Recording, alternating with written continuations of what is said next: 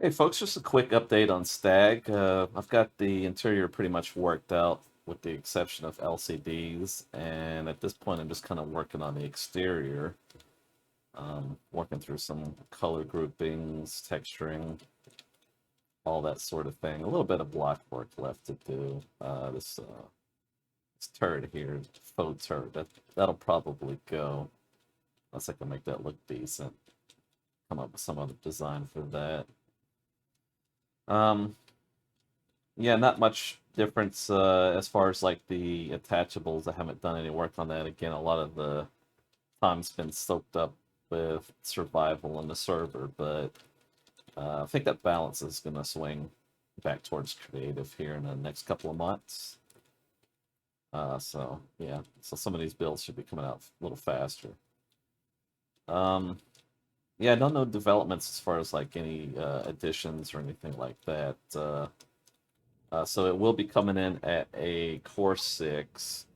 It's going to be a little bit over 40K. So for Reforging players, you'll be able to place one additional advanced CPU as well as your two improved.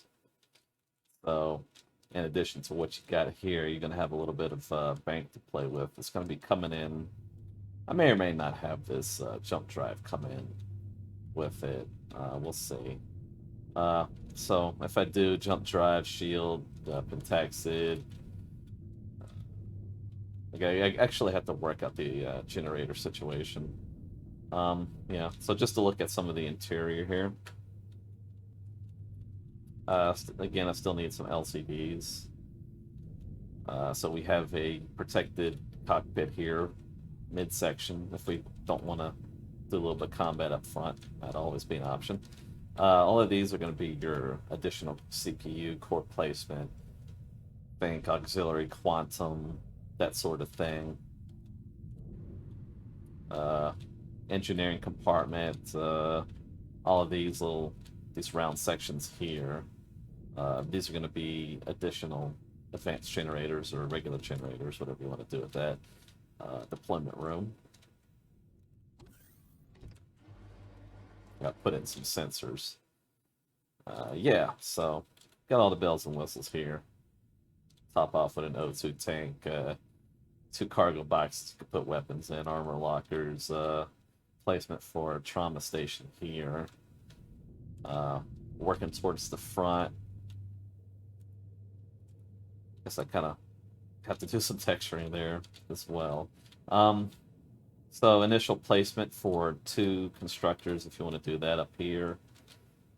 These could be a food processor. Yeah, these two lanes could count as a food processor. It could also be an additional trauma station if you want to do that, or you could take these blocks out.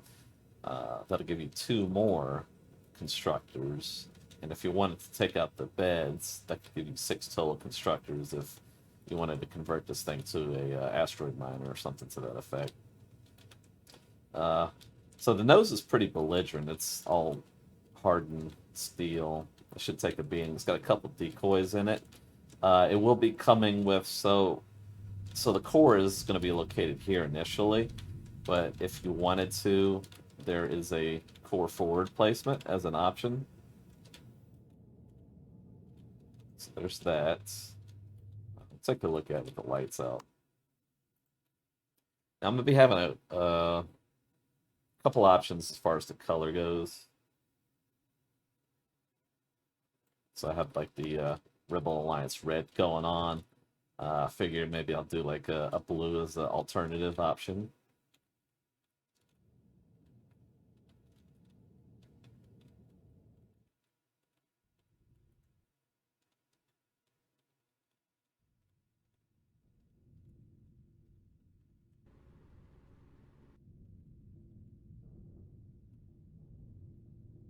Capture that Star Wars vibe. Um, some of the rounding architecture for what you'd maybe see in like a Millennium Falcon, that sort of effect going on.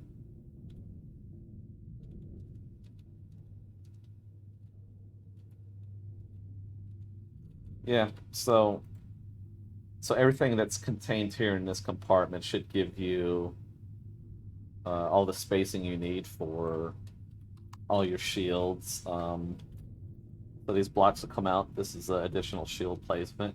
You'd stack these vertical, so you'd be able to get the 16 in if you wanted to do that. So you should be able to house everything as well as feed it all with the placement for all of these generators here. Now, if you need to, for some reason, um, you could also repurpose some of this area for additional generators, but it may not have to come to that.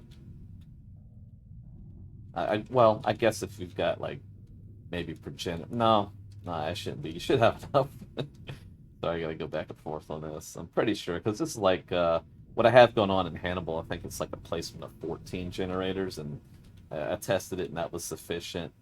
So here we have housing for 16, so that should be enough.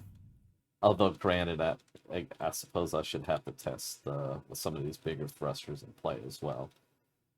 So these will upgrade as well if you want more reverse thrust, like these thin blocks to be able to come out. You can upgrade that.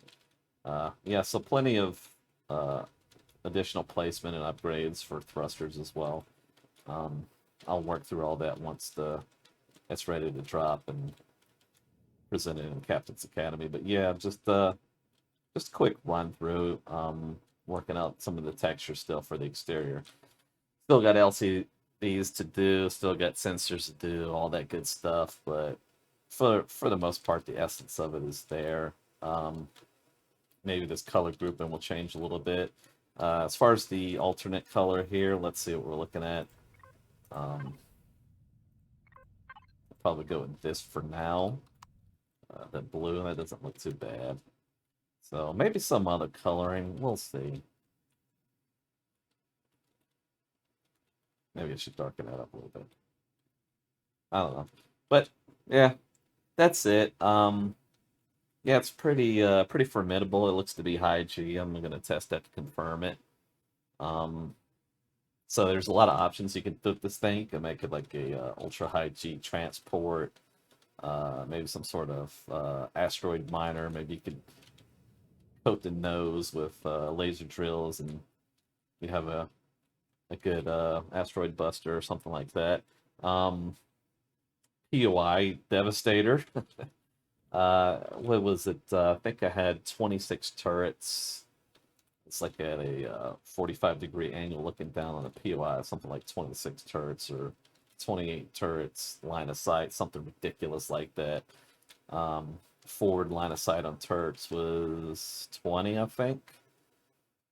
Spacing for 20 mounted weapons. So, yeah, that's going to be pretty ridiculous, pretty nuts. If you need a SV to break something, if that's a POI specifically, and even some CVs, a lot of CVs, maybe even all the CVs with progenitor shield. If you need a platform to do that, this thing should be good for it once you've got it upgraded. So yeah, just a quick look. I'll post additional updates. Shouldn't be, as far as the main build itself, the parent build, I don't feel there's too much left to do. LCD shouldn't tie me up. But the big thing is going to be the extendables, the cargo pod, and what am I doing with the tank, the attachable pocket fighter, all that sort of thing. Maybe I might not go with those and just have the pod and get it out to the workshop. The pod currently is at 64K, but I'm probably going to cut that in half so I can make it high G capable. So it wouldn't make sense to have this as high G capable, but then the pod couldn't move. So it couldn't even work on regular G fully loaded. So that's a thing I've got to work through, but in the end it'll be alright. Yeah, so just a quick look. Again, I'll keep you all updated, all that good stuff. So look forward to additional future updates, and let's see, maybe a week. I hate to put out deadlines, but perhaps a week, something like that. I think I have other stuff I'm going to put up here in the meantime, though, so keep an eye out for that. Again, I'll keep you updated on that. So, all right, that's it. Thanks for stopping by and checking it out. I'll catch y'all next time. LyfeForce out.